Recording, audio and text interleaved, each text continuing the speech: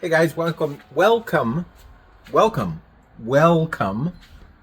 back to the fastidious Resto Mods garage.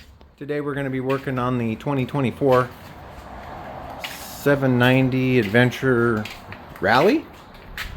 Yeah. Behind the scenes, I mounted this holder right here. Mounted this holder.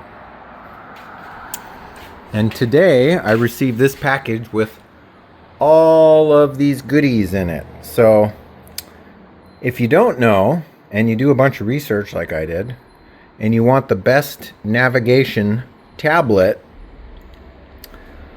and you've got money to spare, you might want to get one of these. Now, my idea behind this is to be able to use this tablet on both bikes and the truck and any future bikes that I buy. So it's a Carpe Iter tablet, navigation tablet. You will not find another one on the market that has 2600 nits brightness, nor will you find another one on the market. Like its biggest competitor is the DMD tablet, and you cannot even rotate that to portrait mode. So you're going to spend all that money on something and you're never going to be able to mount this however you want. So like if you want, you could mount it this way or you can mount it this way. And I want to mount it this way because there's a lot more features that show up when you mount it that way, or buttons or controls or whatever you want to call it. So this kit came from Rade Garage, and if you buy it from Rade Garage, they include another one of these handy dandy things for mounting it on your navigation bar. They also include the charger, the power cables, a tempered screen glass, an adventure controller for the handlebars, and then all these instructions and a SIM adapter and all this stuff. This thing is just so over the top that if you start watching some of the videos on it and the instructions, it's just, you really have to get into it to understand everything that it does. However, for all intents and purposes, today the only thing I'm going to be doing is getting back inside the rally tower, doing a little bit of wiring because I have to get that remote, that adventure controller installed on the handlebars here. And then we'll come back and I'll turn it on and you can see what it looks like. And that will probably be the end of this video. However, this, for whatever reason, came with orange wire mounts.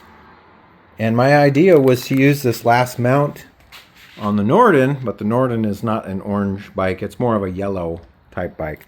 So I think I might swap these out. Take the black ones off of here and put the orange ones on. It's more fitting for a KTM, I would think. Anyhow, I'm going to get into the bike, get some wiring done. Maybe I'll show you a little bit of that inside the tower, and then we'll go from there. So stay tuned. Okay, I got the controller mounted here on the handlebars. I didn't like the way it sat between here, and then of course my auxiliary light switch was kind of in the way. So I just flipped it around to the other side, so now I can use it as like a trigger with my trigger finger. Which seems to work pretty good. And now we're just working on routing the wires into the front of the tower so that we can get this baby wired up. Okay, we got the wiring situated. I routed it down with all of the other handlebar wires and then ran it into the rally tower. And then I came out here to the accessory 2 plug-in, and I put some spade connectors on there and a heat shrink sleeve, and then a number 12 wire for both the ground and 12 volt. And then I used some Wagos, which are locking wire nuts, which are pretty handy because these are 5-space ones, so you can add accessories if you need to. And we're just going to shove all that stuff back in there and get the headlight put back on and adjusted accordingly, and then we'll go from there. So as you can see here, we've got the Carpe Iter tablet installed on the bike, and I'm turning it on for the first time. And of course,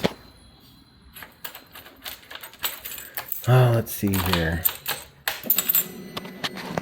You can see the Bluetooth controller lights up, and it's ready to pair with the tablet.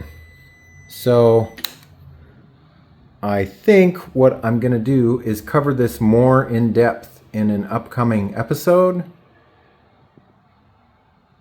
But basically, if you order one of these off of Rade Garage or the Carpe Iter website, you can get one shipped to you with the adventure controller, get everything set up, and run any navigation software that's on Android that you want.